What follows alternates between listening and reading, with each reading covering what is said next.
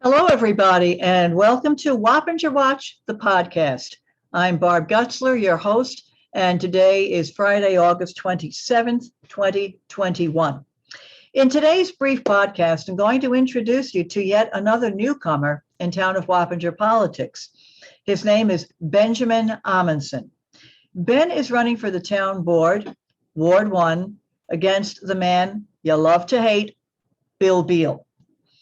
I met Ben Amundson several months ago at Councilman Beal's public information meeting regarding that Gasland Petroleum project in Houstonville.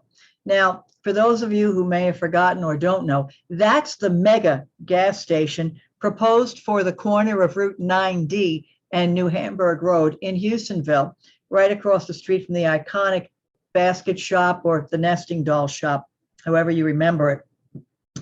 This seems to be a real hot button issue in this year's election cycle, one that every Democratic candidate in Wappinger seems to be running on, regardless of their office. Now, Ben has since attended the town board meetings and attempted to speak to the issue of the zoning changes that allowed the Gasland Petroleum project to move forward, as well as Ben's concerns about pollution, traffic congestion, and protection of residences and neighborhoods from huge projects like this one. Ben has a website. It's www.fixthetown.com. So I went to this website to research his position on issues that are confronting our town. So I'm just going to show you what the website looks like. There's Ben standing in front of the basket shop. All right. And if you go to www.fixthetown.com, you're going to come up with this picture and you'll see that he has issues listed. So let's look at them. First issue that he lists is development.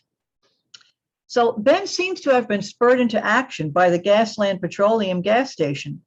He's also concerned about development of our town with no regard to the residents. And he writes, and I quote, "I'm tired of terrible development getting approved just because the developer is powerful or has a lot of money to throw around. I want the people that live here to have a say in what gets built next to their home, for them to be able to afford to buy a place to live in, the place where they grew up, and to just all around start putting money into things we actually need, like maybe a youth center and a town-sponsored training center, so people can better themselves without having to worry about finding time and money to do it," unquote. All right, hold that thought, because we're going to come back to that in a little while. The second issue Ben lists is zoning changes that removed protection of residences. Now, this once again is in reference to the Gasland Petroleum project. I urge you to go to Ben's website, www.fixthetown.com, to learn about this issue. It is complex. There's a lot to it, and we really don't have time to review it all here in this brief podcast. All right. Ben has a lot of supporting documentation there. You can read his own words about it. So I'm hoping that Ben will accept my invitation to a Zoom chat like this so he can expound on his issues and beliefs, and we can learn more about him. The third thing he lists is create bipartisan corruption oversight board and committee. And he writes, again, I quote, "If we had protection oversight committee, changing the law removing protection from gas stations would have raised a red flag all the way back in January 2019 or earlier, when it was publicly mentioned for the first time. The committee would have access to executive sessions, parentheses, that's the board private meeting that are hidden from the public, close parentheses, and could report any suspicious activity long before bad policy takes effect," unquote. Now, this raises two concerns.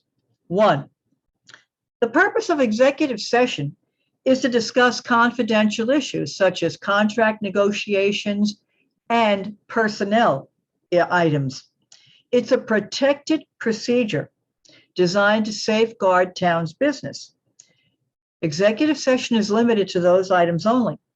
Now, when I was town supervisor, we always stated the purpose of executive session prior to entering that session. No other business can be discussed. And the only people who can be present are the town board, the town attorney, and any town board, any town employees who are affected by these issues and the confidential business.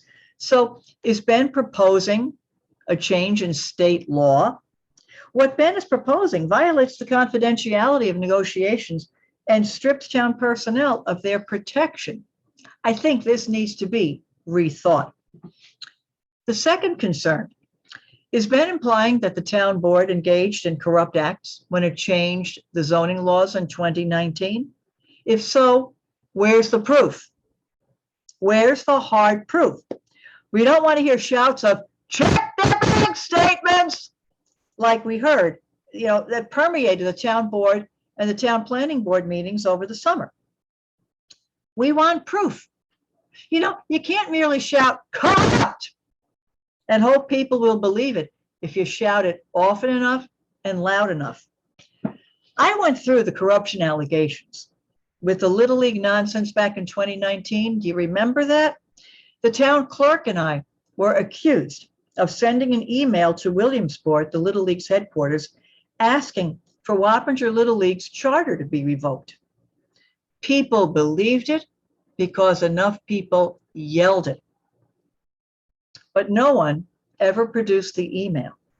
Not any of the people making the accusation, not the town attorney who went through an investigation, no one on the town board. We couldn't even find the email on the server. So I know what it's like to be falsely accused. And I asked Ben Amundson to be very careful about what he says and writes. Present the proof. Then people can start to believe it. The fourth issue is ranked choice voting. I have no idea where this came from or why it's even on his website. Ben says that he will attempt to roll out ranked choice voting to give voters more choices and to level the playing field against big money candidates. More choice, more voice, unquote.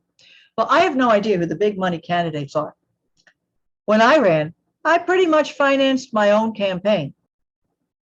I know some of the county legislators finance their own campaigns. And quite honestly, I don't know town board members who get a lot of money, big money, from big donors. Only one has his own fundraisers, and I don't see a lot of big money there. So I have no idea why ranked choice voting is even here. Get rid of it, Ben. No one cares. So let's go back to his comment about development in the town. Ben said on his website, let me repeat, to just all around start putting money into things we actually need, like maybe a youth center and a town-sponsored training center, so people can better themselves without having to worry about finding time and money to do it. I find that statement pretty incoherent. Who is to put money into the town center and into a youth center and a town-sponsored training center? If it's the town, then Ben needs to say, where's the money going to come from? What's the budget line? How is it going to be funded? How will the town pay for construction, maintenance, insurance, program development and administration, and staffing? There's a lot more to this than meets the eye. Just because something sounds sexy doesn't mean it is sexy, okay? Just look into that. Again, there's a lot more than meets the eye, and if Ben accepts our Zoom invitation, then we can discuss this in detail. So let's recap. Ben Amundson is a Democratic candidate for Wappinger Town Council Ward 1.